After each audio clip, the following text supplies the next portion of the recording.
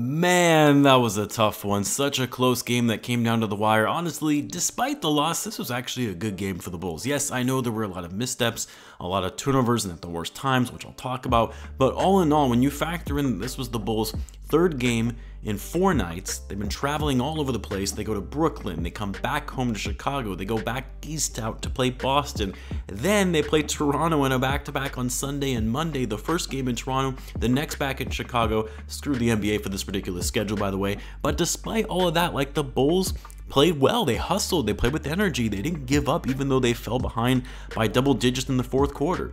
They kept pushing, they got stops, they hit some big shots, and then they missed some big ones. But when you look at the fact that you're going up against the Boston Celtics on the road, one of the better teams in the Eastern Conference, and you don't have Andre Drummond, which I know it still sounds so weird to say that like Drummond is some kind of X factor, but having Drummond is huge when you consider the fact that Boston plays fairly small when they don't have Robert Williams, who is still out with an injury. And although I hate doing this, I really do, because I don't want to be one of those guys, but come on now, the officiating was pretty awful tonight. So many ticky-tack fouls, and honestly that goes for both sides. It was very frustrating because it's going to be hard to win games for the Bulls when you can barely play defense against your opponent without something being called on you.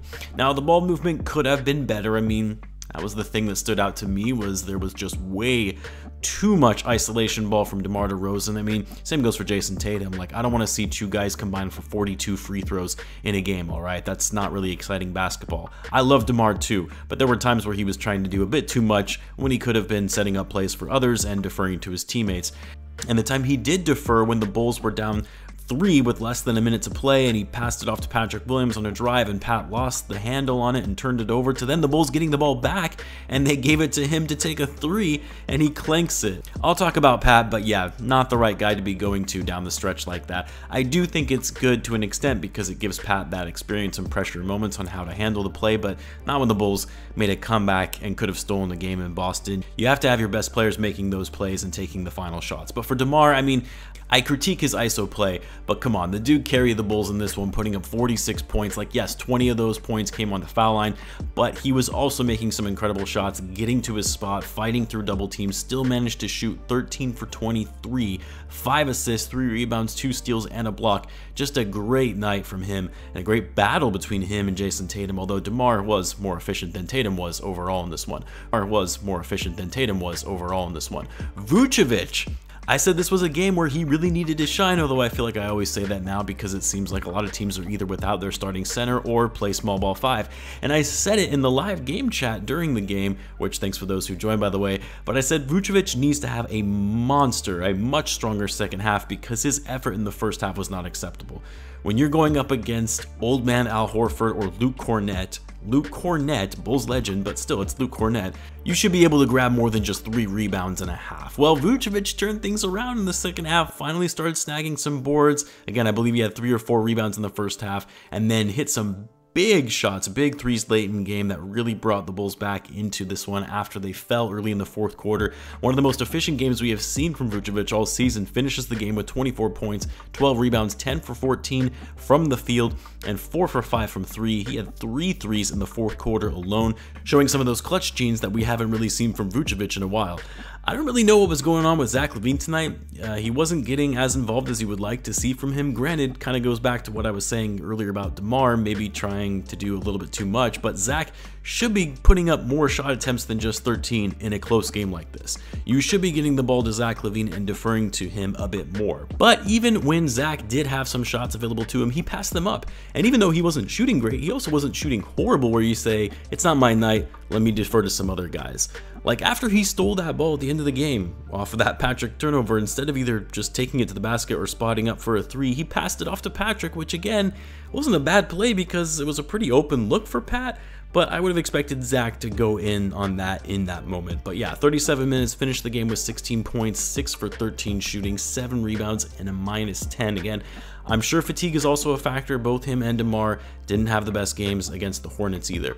Aya was pretty solid tonight. Efficient on offense, shot 5 for 18, 11 points, made some nice plays in transition, kept the pace. He did have a hard time when he was guarding Brogdon tonight, who went on a clinic and went 9 for 10 from the floor. But let's talk about Patrick. Patrick. Here's the thing. I can't be too mad. Like, I saw some guys in the chat at the end of the game up in arms saying they're done with Pat, he sucks, he's a bust. Why are the Bulls playing him down the stretch? First of all, prisoner of the moment much? Second, yeah, not the best plays down the stretch for Pat. Yes, he committed some pretty bad turnovers and had some bad fouls in this game overall. 4 turnovers, fouled out of the game.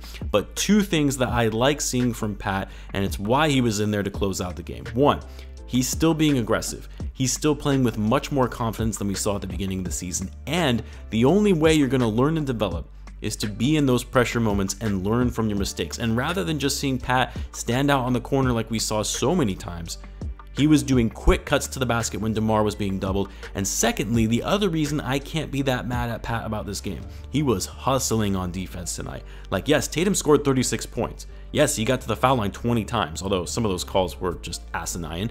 But when you look at Patrick Williams and how he was hounding Tatum tonight and staying on him despite Tatum being one of the hardest players to guard in the NBA. Tatum shot 8 for 23 and 3 for 10 from 3. Dude was not efficient tonight despite his ability to get to the foul line, and a lot of that was because he had Patrick Williams on him. That's why Patrick was in late in the game, because of his ability to handle Tatum better than anyone else on the court. The bench tonight, not like what we saw from the game against the Hornets, where the bench was essentially what won us the game with their play on both ends of the floor. But tonight, they combined for 15 points. Wasn't Dragic tonight, shot 2 for 9. Caruso was great on defense, as it usually is, but also committed some bad turnovers.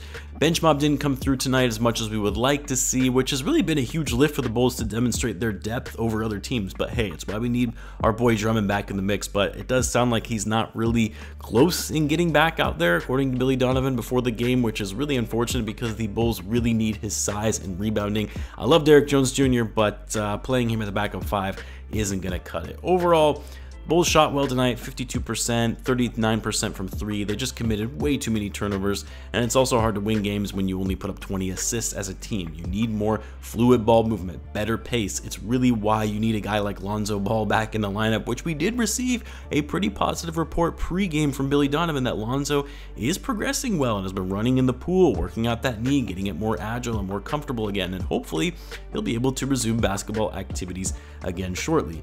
Bulls are off tomorrow, back at it on Sunday for an earlier evening game in Toronto, which should be fun. I'll have a live chat for that game, so feel free to check that out. Also, be sure to check out my new NBA channel and One Hoops. Link to that is in the description, and as always, be sure to subscribe to this channel if you're a Bulls fan, as I do post daily Bulls content. Thanks again for tuning in, guys, and I'll catch you in the next one.